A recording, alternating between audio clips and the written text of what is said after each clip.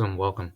We're going to be talking about domain and intervals today, because if you can't talk about domain when we're talking about functions, and try to talk about functions, and you're going to be all confused. You're going to say, what? What's the domain? What? I'm confused.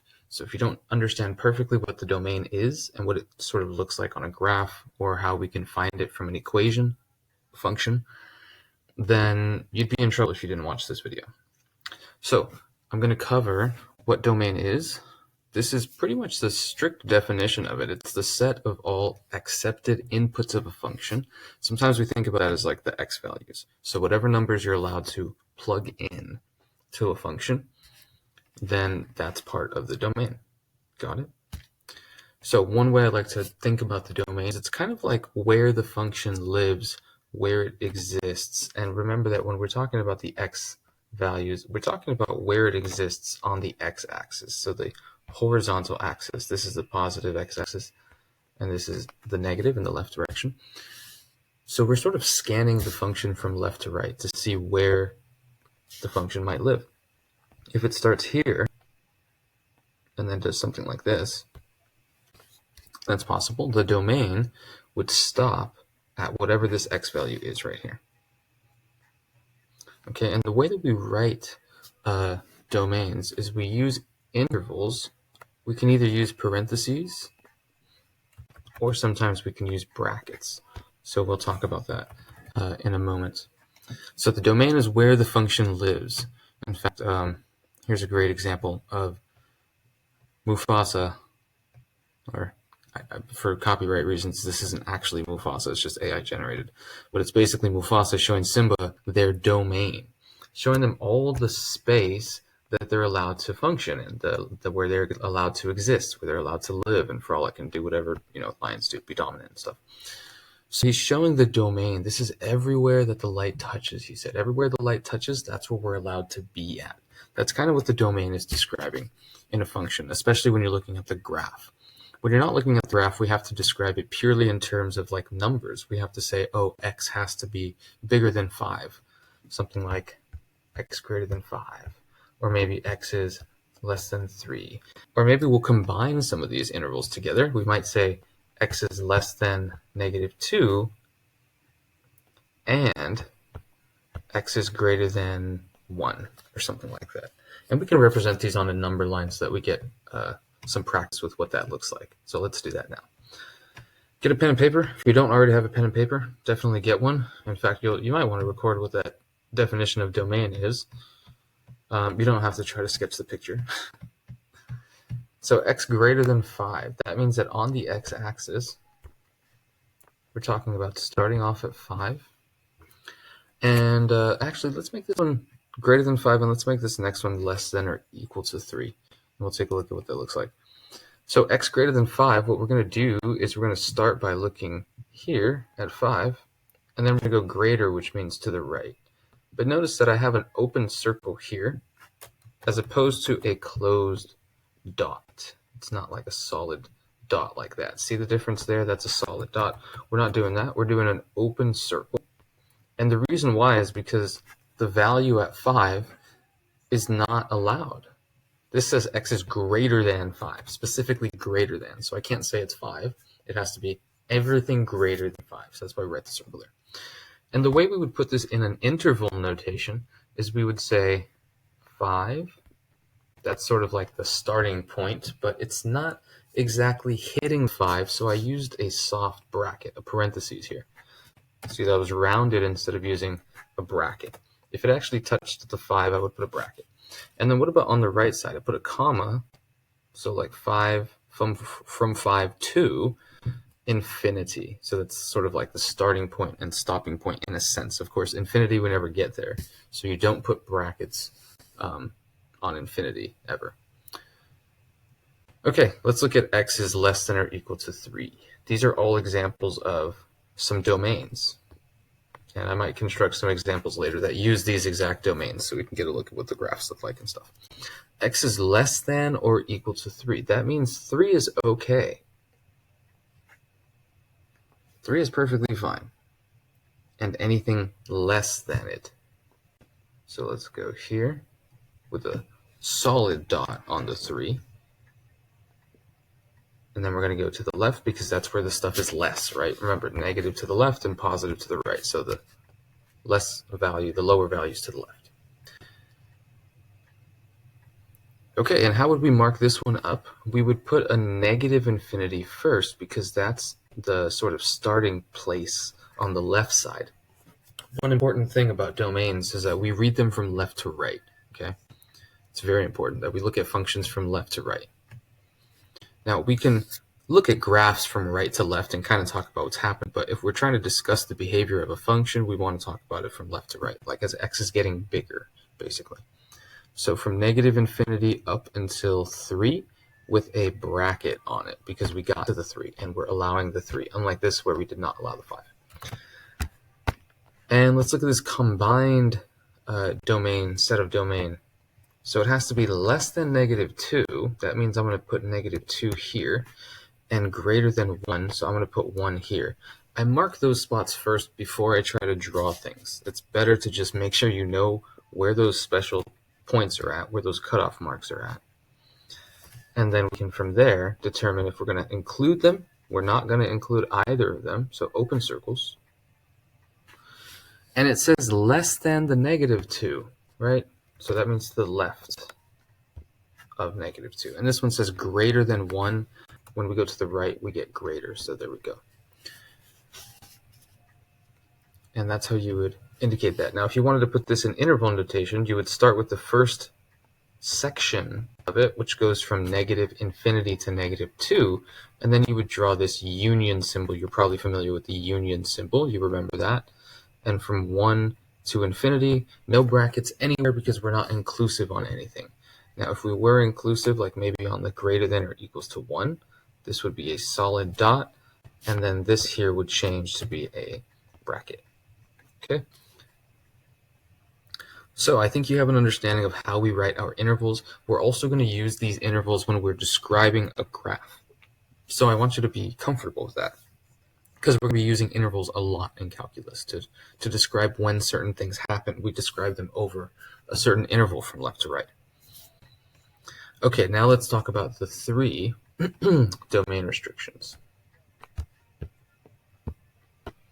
The 3 domain restrictions. I probably should have had that one written already, but I guess it looks cool. I'm writing it in real time. Maybe you're still writing some notes. Feel free to pause the video at any time, of course. You don't have to run through it exactly as I do, although I think I'm going fairly slowly. Yeah, so the 3 domain restrictions that we'll talk about. There's technically, potentially others, but as far as the main functions that you need to worry about, the first type, we have the rational function. What is a rational function? And these are going to be about functions. Again, I said we need to talk about domains so we can discuss functions. Well, a rational function is a function of this type where we have some kind of interesting thing happening in the denominator. I'm putting a star because the star represents something with x. Let's put a square up here. Star is some function with x. It could just be x. So let me give you a few examples of rational functions so you know what I'm talking about here. It could just be 1 over x. On the bottom, you see where I put the star at, there's something that has like some function with x. Here's another example. F of x equals 3x plus 5 over 9x squared minus 7. I don't know, just made that up out of nowhere. But again, the bottom part is a function of x. The top happens to have an x in it as well, but that's not the part that makes it a rational function. What makes it a rational function is that this bottom thing, where I put the star, is some function of x. That's what makes it a rational function, okay? Now, what is our rule for a rational function? Rational, which is just a fancy word for a fraction, which you should know, it has one rule. There's literally one rule with fractions. Do not divide by 0. So the domain restriction, I'll put it in red, That means there might be some x values which are not allowed. Whenever the denominator equals 0, we cannot have it equal to 0.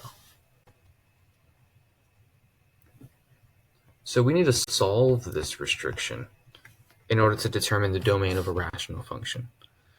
And here's how we can write that for these two examples. I'll write this one here. It's very simple because the denominator is literally just x, so your domain is x cannot equal 0. And if you want a quick sketch of what the graph looks like, I will show you. Just something like that, something like that. You'll notice that there's nothing going on right where x equals 0, which is on this y-axis. If you remember what that's called, it's called a vertical asymptote. This other one I'm not going to graph because it's a little bit messy. I could put it on Desmos, but I'm not going to waste your time for that. My point here is, how do we find the restricted values? How do we find the x values that do not work in the function?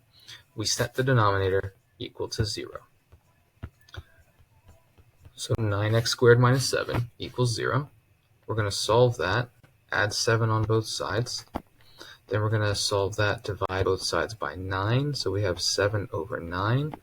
And then we take a square root, and so that's going to give us x equals positive square root of 7 over 9, and x equals negative square root of 7 over 9.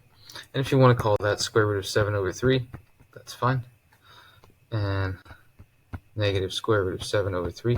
Now these are the restricted values. So when I say it's equal to 0, I'm solving it equal to 0, but I'm really finding the numbers that I don't want. So in a sense, I could put like, this does not equal 0, therefore my x value does not equal square root of 7 over 3, and my x value does not also equal negative square root of 7 over 3.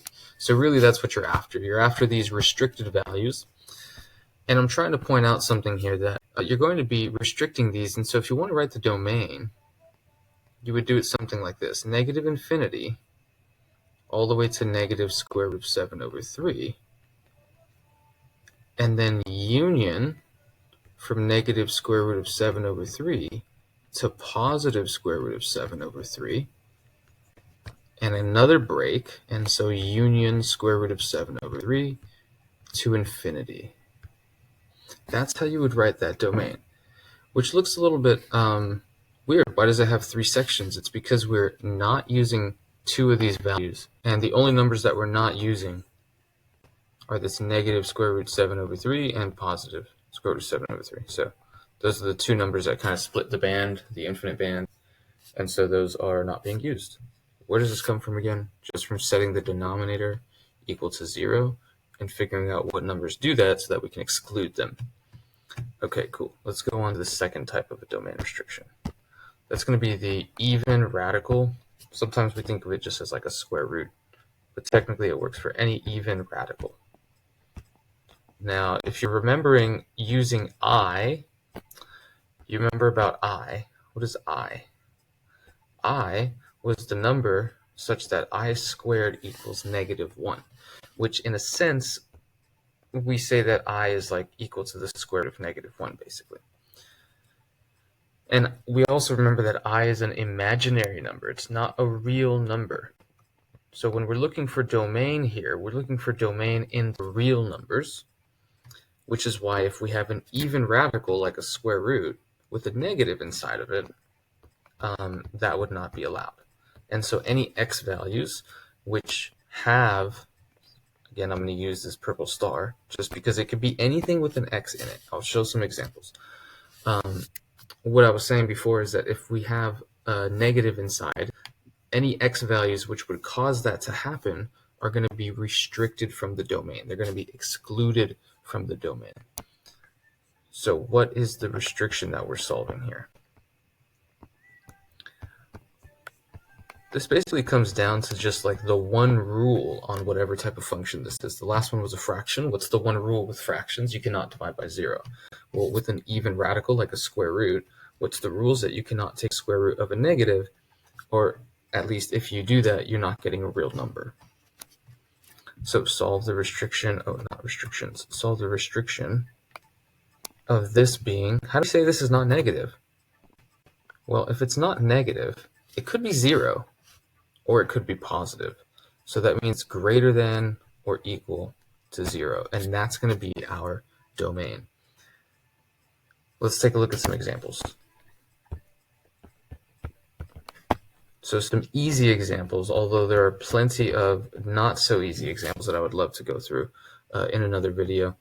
And I encourage you to look at some not so easy examples, because depending on what we put inside of this square root, like if I just put x, that's be plain, this is a square root function because it has something with an x going on inside of the square root. And what's the domain here then?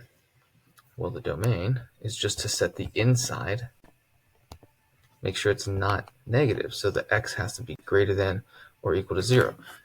And we're already done because we didn't have to solve for the x. The inside was just the x. So again, on a number line, if we're looking at this, that would be including the 0, so we put a solid dot, and it's going that way. And so we would put this in an interval notation as follows: 0 brackets and infinity with the parentheses. Okay. So that was super simple. I'm going to give you another one that's not that simple. In fact, I'll give you two more. If we use something like f of x equals square root of,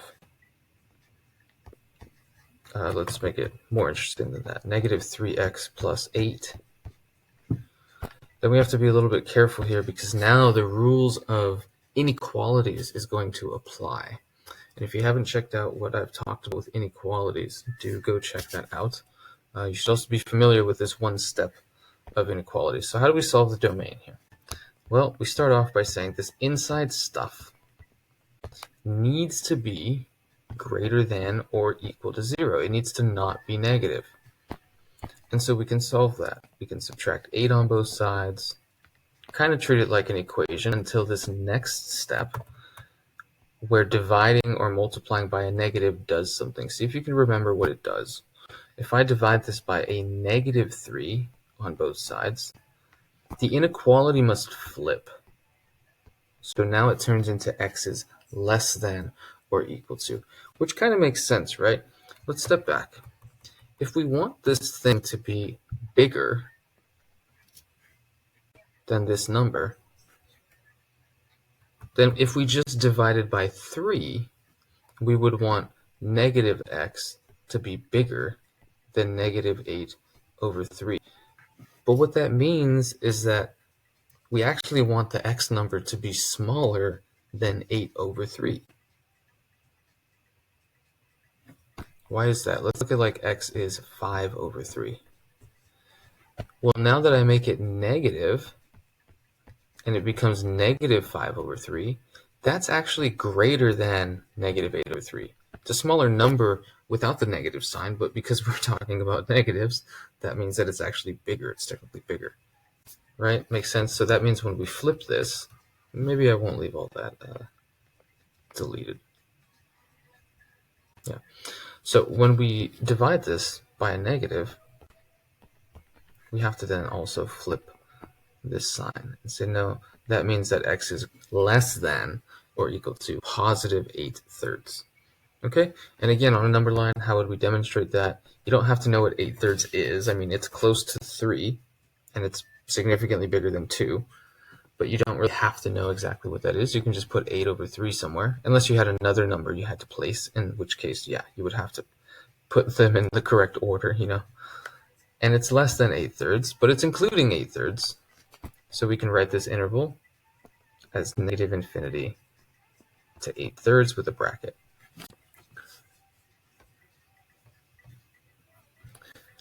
Yeah, okay, so I want you to try this next one. Let's get another example here.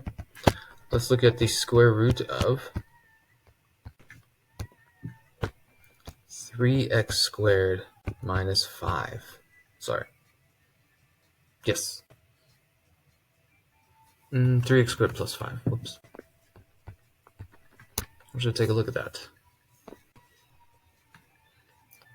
All right, give it a shot. I hope you are very observant at this point. You better be really observant at this point. Because if you're trying to work on this, you're going to be disappointed. You're going to have negative involved, right? Yeah. So what you need to notice is that 3x squared plus 5 needs to be greater than or equal to 0, but 3x squared plus 5 is always greater than 0. Why is that? Well, because x squared, I guess I should just say all real numbers, or we can write from negative infinity to positive infinity, if we want to write it in an interval notation. And again, why is that true? Here's the proof of why that's true. Well, if we take any number and square it, it's going to be either any real number and square it, it's going to be greater than or equal to 0. If you take 0 and square it, it's just 0. Take any other number, negative or positive, and square it, it becomes positive. So x squared is already greater than 0. Well, if we multiply that by 3, I mean, it's definitely still going to be greater than 0. And then if we add 5 to it, it's definitely going to be greater than 0. In fact, it's going to be greater than 5. So it's definitely going to be greater than or equal to 0. Okay, so look out for that in square root functions. Don't assume that this is going to be negative at some point. It might not be negative at some point. And then they might give you some really complicated ones, which I'll do in another video when we focus on tricky domains, basically. Okay, and the third type of domain restriction, that's going to be the logarithm, which I think they're going to cover a lot more heavily in like a college-based calculus class. They'll cover it significantly in high school level too, but they'll really expect you to know it like right out the gate. I'm very comfortable with working with logarithm functions in a college level class. So for a log, what is that going to look like? It could be natural log or it can be any other base log. Let's just use natural base log for now. If we have, again, some expression inside of log with a x in it, so some kind of internal function with the x in it,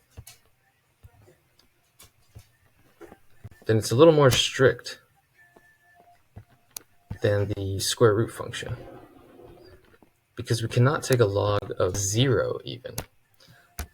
So the domain restriction here, very similar to the square root situation, but it's a little bit different.